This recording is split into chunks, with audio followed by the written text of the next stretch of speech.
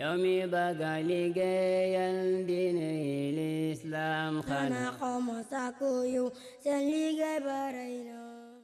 Alhamdulillah, salam alaikum et tous nos hommages, nos félicitations à la famille Fidan Karatay que nous ne connaissons pas mais qui a accompli ici une très grande œuvre, masha'Allah. Une famille qui s'est mobilisée pour étancher la soif de tout un village. Ce puits est le deuxième qui a été réalisé grâce à votre financement, puisqu'il y a un premier puits qui a été réalisé mais qui malheureusement a donné de l'eau assez amère, assez salée. Sur ce, nous avons décidé de recommencer ici et c'est aussi la raison pour laquelle ce puits se trouve en dehors du village, puisqu'on était à la recherche d'un endroit avec de l'eau douce. C'est un puits qui profite au-delà du village, puisqu'il y a des villages environnants qui viennent avec des gourdes, des fûts pour remplir ici. On n'est pas tombé sur eux aujourd'hui. Et donc ça veut dire que ça va au-delà du village.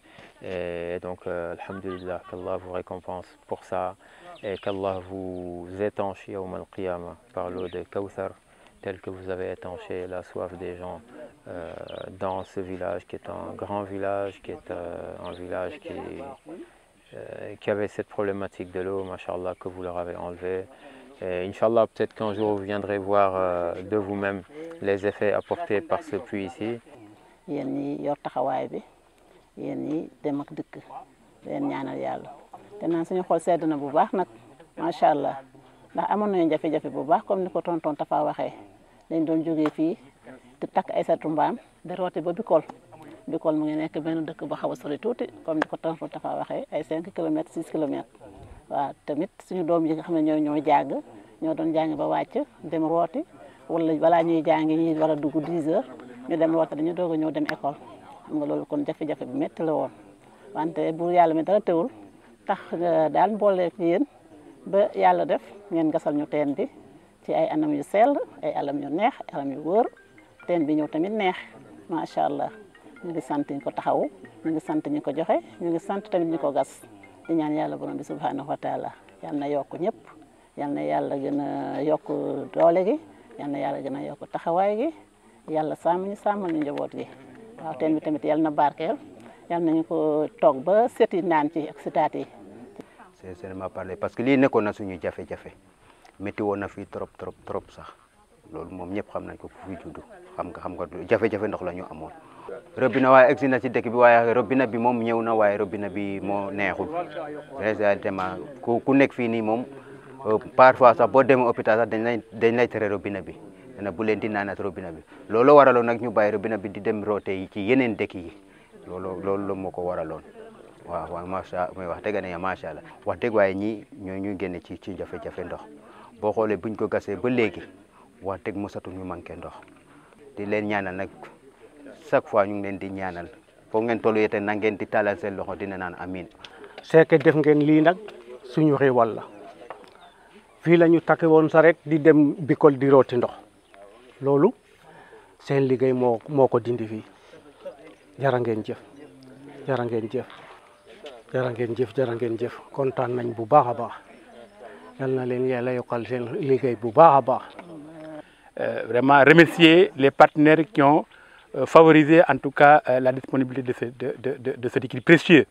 Parce qu'il y a de cela des années, pour avoir de l'eau, il fallait faire au moins 6 à 8 km pour avoir de l'eau douce.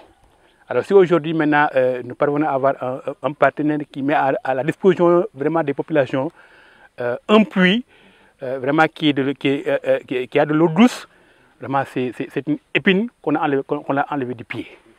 Vraiment, nous ne pouvons que vraiment les remercier, mais également aussi réexprimer encore vraiment nos doléances par rapport maintenant aux préoccupations aussi du village. Notamment en ce qui concerne maintenant le lieu de culte, la mosquée devient encore vraiment une super priorité. Parce que le vendredi, les musulmans parfois ils s'entassent vraiment dans un lieu vraiment qui n'est pas tellement adéquat. En tout cas, nous sommes encore derrière vous. Tout en vous demandant en tout cas un appui par rapport vraiment à la réalisation en tout cas de cette mosquée-là. Mais une fois encore de plus, recevez vraiment les sincères remerciements des populations qui aujourd'hui véritablement sont satisfaits, sont contentes par rapport vraiment à la disponibilité de ce liquide précieux-là.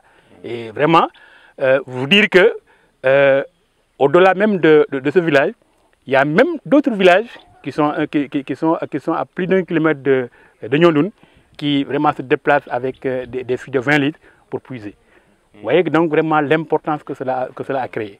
L'eau, elle est abondante. Non seulement que c'est de l'eau douce, mais c'est de l'eau qui est abondante. Voilà, donc c'est de l'eau vraiment qui est abondante, mais également c'est de l'eau vraiment que les femmes utilisent régulièrement à la maison pour la boisson, pour l'utiliser donc pour boire, mais également aussi vraiment ils l'utilisent maintenant pour les animaux domestiques. Voilà.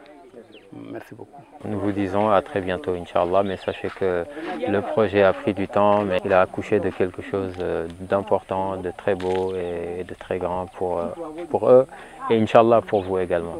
Donc, barakallahu fikoum et à bientôt, Inch'Allah.